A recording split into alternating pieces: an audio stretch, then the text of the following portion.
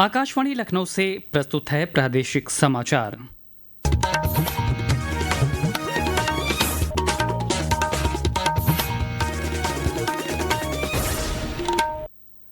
मुख्य समाचार।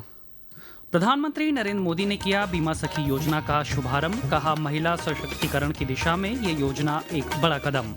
मुख्यमंत्री योगी आदित्यनाथ ने आज गोरखपुर में आयुष्मान वय वंदना कार्ड वितरण समारोह में की शिरकत।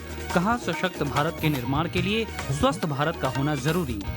जेवर इंटरनेशनल एयरपोर्ट पर आज पहली बार हुई विमान की सफल लैंडिंग। केंद्रीय नागरिक उड्डयन राज्य मंत्री किंजरापू राम मनोहर नायडू ने कहा, इस एयरपोर्ट से क्षेत्र के विकास को मिलेगी गति। और प्रदेश के कई हिस्सों में हुई बारिश से गिरा तापमान। मौसम विभाग ने घने कोहरे और शीतलहर की जताई आशंका। नमस्कार, प्रदेश के समाचारों के साथ मैं शैलेंद्र और अब समाचार विस्तार से। प्रधानमंत्री नरेंद्र मोदी ने महिलाओं में वित्तीय साक्षरता और बीमा जागरूकता को बढ़ावा देने के लिए हरियाणा के पानीपत से बीमा सखी योजना का शुभारंभ किया। भारतीय जीवन बीमा निगम की इस पहल से 18 से 70 वर्ष तक आयु की महिलाओं का सशक्तिकरण होगा। इस योजना के अंतर्गत 10वीं पास महिलाओं की विशेषज्ञता प्रशिक्षण दिया जाएगा। प्रधानमंत्री ने इस कार्यक्रम में भावी बीमा सखियों को नियुक्ति प्रमाण पत्र भी बांटे। इस कार्यक्रम में लखनऊ समेत प्रदेश के 9 जनपदों मेरठ, बरेली, अलीगढ़, आगरा, वाराणसी, कानपुर, प्रयागराज और गोरखपुर की भावी बीमा सखी भी वर्चुअली शामिल हुई। कार्यक्रम को संबोधित करते हुए प्रधानमंत्री ने कहा कि उनकी सरकार ने पिछले 10 वर्षों में महिला सशक्तिकरण के लिए अभूतपूर्व कदम उठाए हैं। साथियों, गांव-गांव में बैंकिंग सुविधाएं पहुंचाने में हमारी बहनों ने ही बड़ी भूमिका निभाई है। आप कल्पना कर सकते हैं, जिनके बैंक खाते तक नहीं थे, वो अब बैंक सखी के रूप में गांव के लोगों को बैंकों से जोड़ रही है। बैंक में कैसे बचत होती है, कैसे लोन मिलता है, ये सब कुछ लोगों को सिखा रही है हमारी माताएं बहनें। ऐसी लाखों बैंक सखियां आज गांव में सेवाएं दे रही है।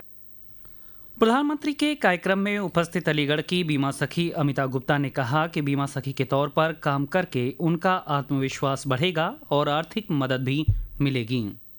प्रधानमंत्री जी ने बीमा सखी योजना प्रारंभ की है। मैंने आज ही इसे ज्वाइन किया, तो इससे मुझे जानकर बहुत खुशी हो रही है कि उन्होंने महिला के बारे में कुछ सोचा है, जिससे महिलाओं का सेल्फ कॉन्फिडेंस बढ़ेगा और जिससे उनके परिवार में भी सैलरी कुछ आ सकेगी, जिससे उनका घर परिवार चल सकेगा। इससे उनके लिए बहुत खुशी की बात है कि पहले कमीशन था खाली, अब इसमें सैलरी भी दी जा रही है। 3 साल के बाद उनका जैसे जैसे काम बढ़ता जाएगा, उनको और भी ज्यादा कमीशन मिलता चला जाएगा। इसके लिए धन्यवाद करती हूँ। वहीं मेरठ की श्रद्धा ने बताया कि वो बीमा सखी के तौर पर बाकी महिलाओं को भी इस पहल से जोड़ना चाहती हैं, जिससे उनका जीवन भी बेहतर बन सके। मोदी जी ये बीमा सखी वाला ये योजना शुरू कर रहे हैं, मैं भी इसमें जुड़ी। अब मैं इससे करके कुछ कमीशन भी पाऊंगी और मुझे महीने में इनकम भी होगी और आसपास की सभी महिलाओं को इससे जोड़कर कुछ अच्छा करना चाहती हूँ, उनकी शक्ति को बढ़ाना चाहती हूँ ताकि हमारे देश का भी विकास हो सके। इसके लिए मैं मोदी जी को धन्यवाद करती हूँ। मुख्यमंत्री योगी आदित्यनाथ ने आज गोरखपुर में 70 वर्ष से अधिक आयु के नागरिकों के आयुष्मान वय वंदना कार्ड वितरण समारोह में हिस्सा लिया। इस दौरान उन्होंने 19 लाभार्थियों को वय वंदना कार्ड भी प्रदान किए। कार्यक्रम को संबोधित करते हुए मुख्यमंत्री योगी आदित्यनाथ ने कहा कि सशक्त भारत के निर्माण के लिए स्वस्थ भारत का होना जरूरी है। उन्होंने कहा कि आयुष्मान योजना का सर्वाधिक लाभ उत्तर प्रदेश के लोगों को मिला है। उत्तर प्रदेश में अब तक देश के अंदर सर्वाधिक 5 करोड़ 25 लाख लाभार्थियों के गोल्डन कार्ड बन गए हैं। उत्तर प्रदेश के अंदर 9 करोड़ से अधिक लोग पात्रता की श्रेणी में आते हैं, जो आयुष्मान कार्ड की सूची में शामिल होकर के प्रतिवर्ष 5 लाख रुपए की स्वास्थ्य बीमा का कवर सरकार से प्राप्त कर सकते हैं और इसके लिए सरकार ने व्यापक प्रबंधन किए हैं। इससे पहले मुख्यमंत्री ने लखनऊ में किसानों के लिए आयोजित एक निजी कार्यक्रम में शिरकत की। इस अवसर पर मुख्यमंत्री ने कहा कि प्रधानमंत्री नरेंद्र मोदी की सरकार ने किसानों के हित के लिए ईमानदारी से प्रयास किए हैं। जेवर के नोएडा इंटरनेशनल एयरपोर्ट पर आज पहली बार विमान की लैंडिंग की गई। इस विमान का स्वागत वाटर कैनन से किया गया। नोएडा एयरपोर्ट के रनवे पर आज दोपहर दिल्ली से उड़ान भरने वाले पहले व्यावसायिक विमान ने सफल लैंडिंग की। इस दौरान केंद्रीय नागरिक उड्डयन राज्य मंत्री किंजरापू राम मनोहर नायडू के साथ ही प्रदेश सरकार के वरिष्ठ अधिकारी मौजूद रहे। इस अवसर पर श्री नायडू ने कहा कि इस एयरपोर्ट के संचालन से क्षेत्र के विकास को गति मिलेगी और ये आर्थिक विकास के केंद्र के रूप में पहचान बनाएगा। ये प्रदेश का 5वां अंतर्राष्ट्रीय एयरपोर्ट है। ये समाचार आप आकाशवाणी लखनऊ से सुन रहे हैं। ताज़ा समाचार जानने के लिए आप हमारी वेबसाइट newsonair.gov.in पर लॉगिन कर सकते हैं। इसके साथ ही आप प्रादेशिक समाचारों का ये बुलेटिन हमारे YouTube channel news on AIR Lucknow पर भी सुन सकते हैं।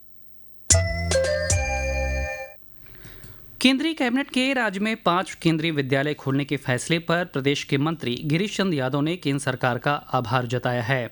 श्री गिरीश चंद्र यादव ने कहा कि केंद्रीय विद्यालय खुलने से यहां शिक्षा के क्षेत्र में सुधार आएगा। जौनपुर में केंद्रीय विद्यालय की स्थापना की स्वीकृति हुई है। ये केंद्रीय विद्यालय के निर्माण में 33 करोड़ 43 लाख रुपए की लागत से लगभग बनेगा। इसमें 9 से 60 छात्र प्रवेश करेंगे और कुल लगभग 63 अध्यापक प्रिंसिपल से लेकर 63 कर्मचारियों की इसमें भर्ती होगी। ये जौनपुर शिक्षा के क्षेत्र में बहुत अग्रणी जिला रहा है, लेकिन किसी न किसी कारण से ये केंद्रीय विद्यालय से अछूता रहा। ये सौगात मिलने से यहाँ के लोगों को पठन पाठन में सुविधा होगी। इसके लिए मैं देश के यशस्वी प्रधानमंत्री जी का धन्यवाद प्रकट करता हूँ। वहीं छात्रों ने जौनपुर में केंद्रीय विद्यालय खुलने पर खुशी जताई है। जौनपुर के निवासी रवि प्रकाश का कहना है कि अब कम खर्च में बेहतर शिक्षा मिल सकेगी। केंद्र सरकार ने जो खोलने की घोषणा किया है केंद्र हमारे जिले जौनपुर में केंद्रीय विद्यालय, उससे बच्चों के लिए शिक्षा के लिए बेहतर अवसर मिलेगा और लोगों के लिए पढ़ाई के लिए दूर नहीं जाना पड़ेगा और लोगों के लिए ज़्यादा से ज़्यादा फीसें भी कम लगेंगी जो दूर दूर कॉलेजों में स्कूलों में फीस देते थे, जिस वजह से अब हम लोगों को काफ़ी राहत मिलेगी। नगर विकास एवं ऊर्जा मंत्री ए.के. शर्मा और व्यावसायिक शिक्षा राज्य मंत्री कपिल देव अग्रवाल ने आज अहमदाबाद के लोगों को महाकुंभ में आने का निमंत्रण दिया। प्रदेश सरकार की ओर से दोनों मंत्रियों ने रोड शो और संवाद कार्यक्रम के माध्यम से गुजरात के जनप्रतिनिधियों, सामाजिक कार्यकर्ताओं, उद्यमियों और गणमान्य लोगों को महाकुंभ की तैयारियों की विशेषताओं और सुरक्षा के विशेष इंतजामों की जानकारी दी। उधर महाकुंभ 2025 में श्रद्धालुओं और पर्यटकों को आवागमन में असुविधा न हो, परिवहन विभाग ने इसके लिए विशेष तैयारी की है। इसके लिए उत्तर प्रदेश राज्य सड़क परिवहन निगम के वाराणसी परिक्षेत्र की बसें भी कुंभ में अपनी सेवाएं देंगी। वाराणसी परिक्षेत्र के क्षेत्रीय प्रबंधक परशुराम पांडे ने बताया कि महाकुंभ के दौरान वाराणसी और प्रयागराज के बीच 320 से ज्यादा बसों का संचालन किया जाएगा।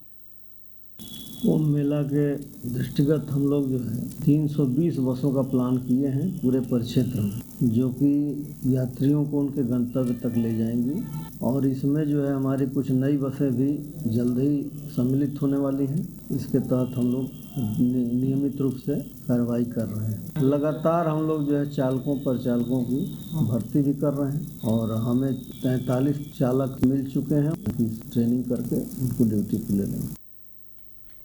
प्रदेश के पीलीभीत, मुरादाबाद और लखनऊ समेत कई जिलों में कल शाम से लेकर आज सुबह तक हल्की बूंदाबांदी और बारिश होने से ठंड बढ़ने लगी है। मौसम विज्ञान विभाग ने आज दिन में भी कई जिलों में हल्की वर्षा की संभावना जताई। हालांकि कल से मौसम शुष्क रहेगा। मौसम विज्ञान केंद्र द्वारा जारी दैनिक मौसम पूर्वानुमान के अनुसार कल से 3 दिनों तक देर रात और सुबह के समय घना कोहरा छाया रहेगा। 11 और 12 दिसंबर को पश्चिमी उत्तर प्रदेश में कई स्थानों पर शीतलहर चलने की भी संभावना है। प्रदेश के सभी जनपदों में 14 दिसंबर को राष्ट्रीय लोक अदालत का आयोजन किया जाएगा। इसके जरिए अदालत में दीवानी, फौजदारी और राजस्व न्यायालयों में लंबित मुकदमों के साथ साथ प्री लिटिगेशन वैवाहिक विवादों का समाधान भी कराया जाएगा। स्मार्ट इंडिया हैकाथॉन का 7वां संस्करण 11 दिसंबर को देश भर के 51 केंद्रों पर शुरू होगा। केंद्रीय शिक्षा मंत्री श्री धर्मेंद्र प्रधान वर्चुअली इस कार्यक्रम का उद्घाटन करेंगे। यह हैकाथॉन एक राष्ट्रव्यापी पहल है जिसका उद्देश्य छात्रों को दैनिक जीवन में आने वाली गंभीर समस्याओं को हल करने के लिए एक मंच प्रदान करना है। स्मार्ट इंडिया हैकाथॉन के लिए इस बार 54 मंत्रालयों, विभागों, राज्य सरकारों, सार्वजनिक उपक्रमों और उद्योगों ने 250 से अधिक समस्याओं के बारे में विचार साझा किए हैं। ये अब तक का सबसे बड़ा संस्करण होगा। और अंत में मुख्य समाचार एक बार फिर। प्रधानमंत्री नरेंद्र मोदी ने किया बीमा सखी योजना का शुभारंभ। कहा, महिला सशक्तिकरण की दिशा में यह योजना एक बड़ा कदम। मुख्यमंत्री योगी आदित्यनाथ ने आज गोरखपुर में आयुष्मान वय वंदना कार्ड वितरण समारोह में की शिरकत। कहा, सशक्त भारत के निर्माण के लिए स्वस्थ भारत का होना जरूरी। जेवर इंटरनेशनल एयरपोर्ट पर आज पहली बार हुई विमान की सफल लैंडिंग। केंद्रीय नागरिक उड्डयन राज्य मंत्री किंजरापू राम मनोहर नायडू ने कहा, इस एयरपोर्ट से क्षेत्र के विकास को मिलेगी गति। और प्रदेश के कई हिस्सों में हुई बारिश से गिरा तापमान। मौसम विभाग ने घने कोहरे और शीतलहर की जताई आशंका। प्रादेशिक समाचार के इस बुलेटिन में फिलहाल इतना ही। नमस्कार।